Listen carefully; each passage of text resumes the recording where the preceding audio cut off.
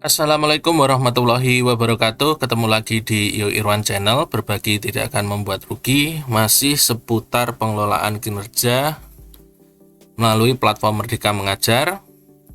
Pada video sebelumnya, Yo Irwan sudah membagikan cara untuk mengisi format observasi untuk format A seperti ini. Kemudian untuk format B seperti ini.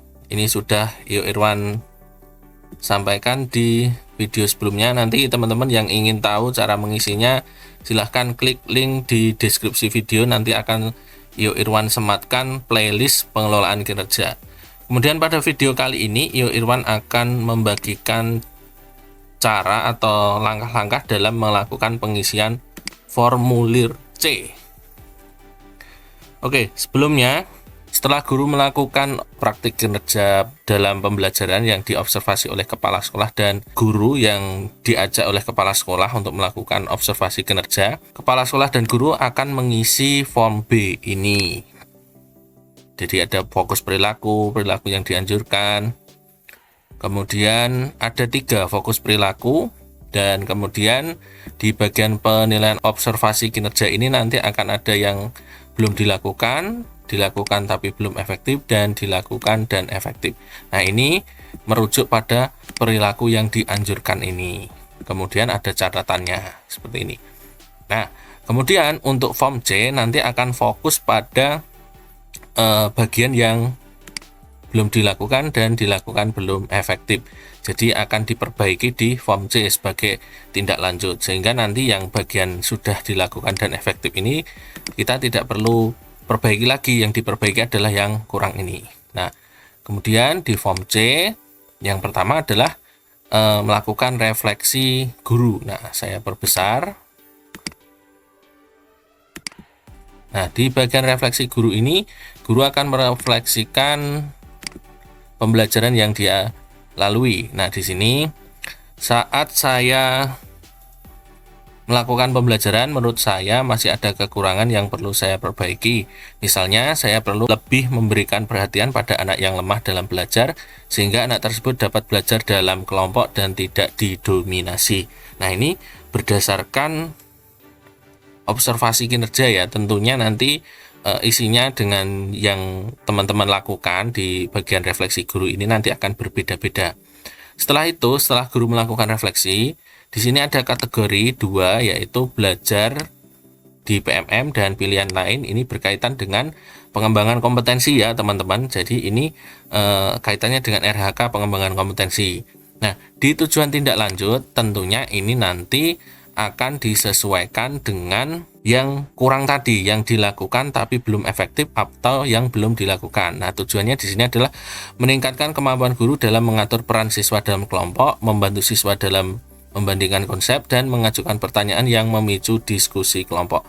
Tentunya kalau kita melakukan observasi tidak semuanya optimal ya. Di sini di bagian ini adalah peran anggota kelompok. Kemudian yang di bagian sini adalah mengajukan serta untuk membandingkan 2 konsep. Kemudian yang bagian ini adalah mengajukan pertanyaan yang memicu terjadinya diskusi kelompok.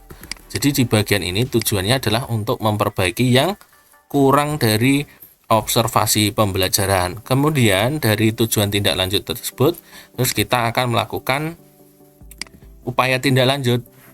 Karena di sini kategorinya adalah belajar di PMM, maka di sini harus kita cari pelatihan mandiri yang topiknya sesuai dengan RHK yang kita ambil. Nah, misalkan di bagian ini adalah aktivitas.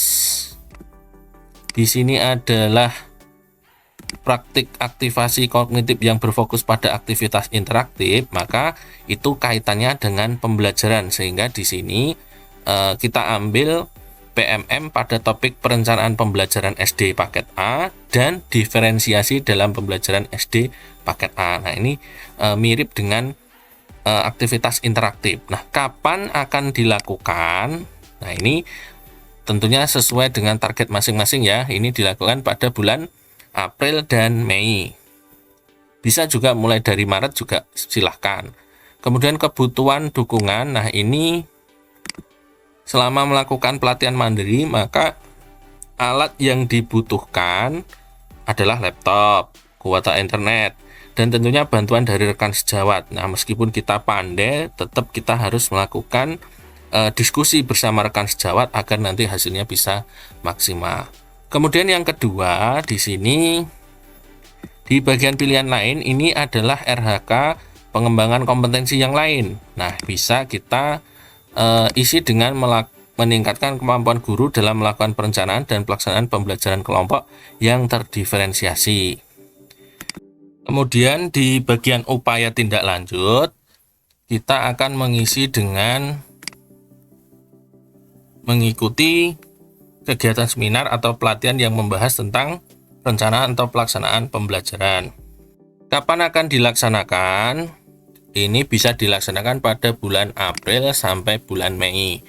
Dan kebutuhan atau dukungan yang dibutuhkan ini adalah dukungan yang diperlukan selama pelatihan adalah rekomendasi dan izin atasan. Tentunya ini sangat penting ya. Sumber informasi melalui media dan bantuan rekan sejawat.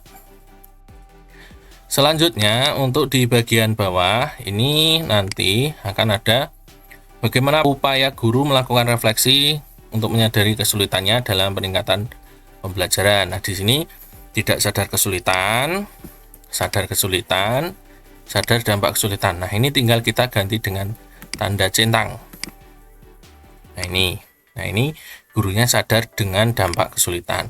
Kemudian di catatan ini, maka diisi guru telah menyadari bahwa selama melakukan pembelajaran ada beberapa kesulitan yang dialami dan menyadari dampak dari kesulitan tersebut, sehingga mampu mengambil keputusan bahwa guru akan melakukan perbaikan melalui pelatihan mandiri di PMM.